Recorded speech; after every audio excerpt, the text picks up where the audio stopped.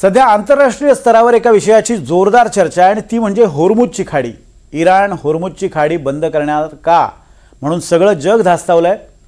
मुंबई ते पुणे एवढ्या अंतराएवढी म्हणजे साधारणपणे 150 किलोमीटरची ही खाडी आहे आणि त्या खाडीचा जो निमुळता भाग आहे तो इराणला लागून आहे। संपूर्ण जगासाठी ही खाडी अत्यंत महत्त्वाची आहे कारण संपूर्ण जगामध्ये जे इंधन वापरलं जातं त्या कच्च्या तेलाची वाहतूक याच खाडीतून होते। पाहूया या होर्मुझ खाडीबाबतचा एक सविस्तर रिपोर्ट। इराणमध्ये होर्मुझ बंद करण्यासाठी वाढल्या घडामोडी। इराण बंद करून टाकणार होर्मुझची खाडी।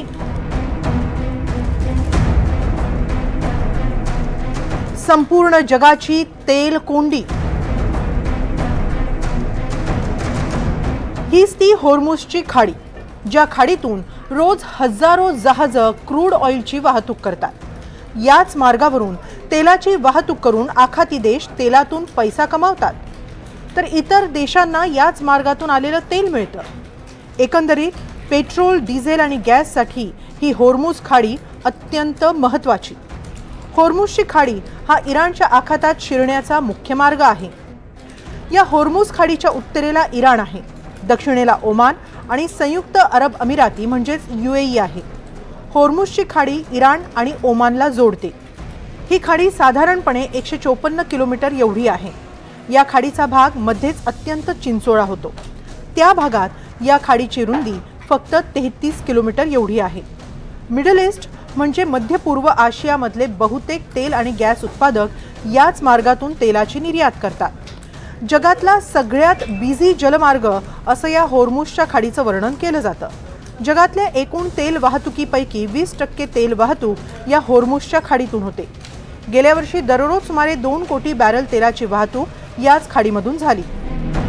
होर्मुझची खाडी तेल निर्यातदार देशांसाठी अतिशय महत्त्वाची आहे कारण मिडल ईस्टमधल्या देशांची अख्खी अर्थव्यवस्थाच या तेलाभोवती फिरते। एका बॅरलमध्ये साधारणपणे 159 लिटर तेल असतं। सौदी अरेबिया या खाडीतून रोज जवळपास 64 लाख बॅरल्सची तेलाची वाहतूक करतं। इराक दररोज 34 लाख बॅरल्स तेलाची वाहतूक करतं तर कुवेत दररोज 20 लाखांपेक्षा जास्त बॅरल्स तेलाची वाहतूक करतं। इराणही रोज तेलाचे 20 लाख बॅरल्स याच होर्मुझ खाडीतून निर्यात करतं। लिक्विफाईड नॅचरल गॅस म्हणजे LNGचा जगातला सर्वात मोठा उत्पादक असणारा कतारही याच खाडीतून गॅस निर्यात करतो। होर्मुझची समुद्रधुनी हा इराणच्या अखत्यारीमधली एक अशी समुद्रधुनी आहे जी पर्शियन गल्फला अरबी समुद्राबरोबर जोडते आणि हा जागतिक दृष्टिकोनातून विशेष करून तेलाची वाहतूक करण्याच्या दृष्टिकोनातून एक अत्यंत महत्त्वपूर्ण समुद्राचा भाग आहे ज्याच्या माध्यमातून जो तेलाचा वाहतूक केली जाते त्याची 1/3 वाहतूक ही प्रामुख्याने होर्मुझच्या समुद्रधुनीच्या माध्यमातून होते। प्रतिदिवशी साधारणतः 70 लाख बॅरल्स ह्या समुद्रधुनीमधून त्याची वाहतूक केली जाते आणि जगभरामध्ये त्याचा पुरवठा केला जातो। विशेष म्हणजे सौदी अरेबिया असेल, UAE असेल, कतार असेल या देशांमधनं जे तेल जगाला सप्लाय केलं जातं ते प्रामुख्याने होर्मुझच्या समुद्रधुनीमधनं जातं। जर आपण भारताच्या दृष्टिकोनातून विचार केला तर भारत सौदी अरेबियाकडनं, इराककडनं, कतारकडनं आणि UAE कडनं जे तेल आणि LNG आयात करतो त्यापैकी ऑलमोस्ट 60% हे होर्मुझच्या समुद्रधुनीमधनं येतं। जर त्यावरती इराणने निर्बंध आणले तर जी एकूण तेलाची पुरवठा साखळी आहे ती पूर्णपणे विस्कळीत होऊन जाईल। आशियातले बहुतांश देश म्हणजे भारत, चीन, जपान आणि दक्षिण कोरियामध्ये याच होर्मुझच्या खाडीतून आलेलं तेल पोहोचतं तर अमेरिका, इंग्लंडमध्येही याच मार्गाने तेल पोहोचतं। गल्फमधून तेल निर्यात करण्यासाठी होर्मुझची खाडी हाच सर्वोत्तम मार्ग आहे। जमिनीमधून तेल वाहून नेणाऱ्या काही पाईपलाईन्स आहेत, मात्र या पाईपलाईन्स पूर्ण क्षमतेनं काम करत नसल्यामुळे तेलाची जलवाहतूक हाच उत्तम पर्याय आहे। होर्मुझच्या खाडीवर इराण, ओमान आणि UAEचं नियंत्रण आहे। संयुक्त राष्ट्रांच्या नियमांनुसार होर्मुझ खाडीलगत असणाऱ्या देशांचं त्यांच्या किनारपट्टीपासून 22 किलोमीटर अंतरापर्यंत नियंत्रण असतं। जिथे या खाडीचा सगळ्यात चिंचोळा भाग आहे तो इराण आणि ओमानच्या ताब्यात आहे। इराण त्याच्या अखत्यारीत येणाऱ्या भागात कारवाई करू शकतो। होर्मुझची जी समुद्रधुनी आहे ती प्रामुख्याने इराणच्या अखत्यारीमध्ये आहे आणि त्यावरती निर्बंध आणणं किंवा त्याच्यावर बंदी घालणं त्यातनं तेल वाहतूक करण्यासाठी यामागे इराणचा मुख्य उद्देश असा आहे की अशा स्वरूपाची बंदी घातल्यानंतर प्रामुख्याने जे इतर अरब देश आहेत, जे प्रामुख्याने तेलाचे पुरवठादार देश आहेत, त्यांच्या तेलाच्या एकूणच सप्लायवरती, आणि ही सप्लाय चेन आहे ही जगातली, पूर्णपणे डिस्टर्ब होऊन जाणार आहे.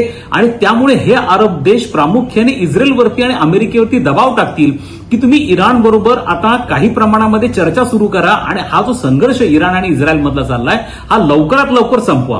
नसता हा संघर्ष चिघळत जाईल आणि जसे इराण आणि इराक मधला संघर्ष वर्षानुवर्ष चालला तशा पद्धतीने हा जर चालला तर त्याच्यामध्ये इराणचा टिकाव लागणं अत्यंत अवघड आहे. आणि त्यामुळे कुठेतरी हार्मुसवरती निर्बंध आणून अरब देशांवरती दबाव टाकण्याची इराणची एक स्ट्रॅटेजी आहे, एक रणनीती आहे, ज्याच्या माध्यमातून अरब देश यामध्ये इन्व्हॉल्व्ह होतील आणि ते ट्रम्पवरती असेल किंवा नेतन्याहूवरती असेल काहीतरी ह्या युद्धातनं मार्ग काढण्यासाठी, चर्चेतनं मार्ग काढण्यासाठी दबाव टाकतील, एखादा रोल प्ले करतील आणि त्यासाठी हार्मुसवरती निर्बंध आणण्याचे प्रयत्न हे प्रामुख्याने इराणकडनं होताना दिसून येत आहे. 1980 ते 1988 या काळात इराण इराकमध्ये युद्ध पेटलं होतं. त्यावेळी या दोन्ही देशांनी दबाव तंत्राचा भाग म्हणून होर्मुझच्या खाडीत आखातातून येणाऱ्या व्यापारी जहाजांवर हल्ले केले होते. मात्र त्यावेळी होर्मुझची खाडी बंद करण्यात आली नव्हती.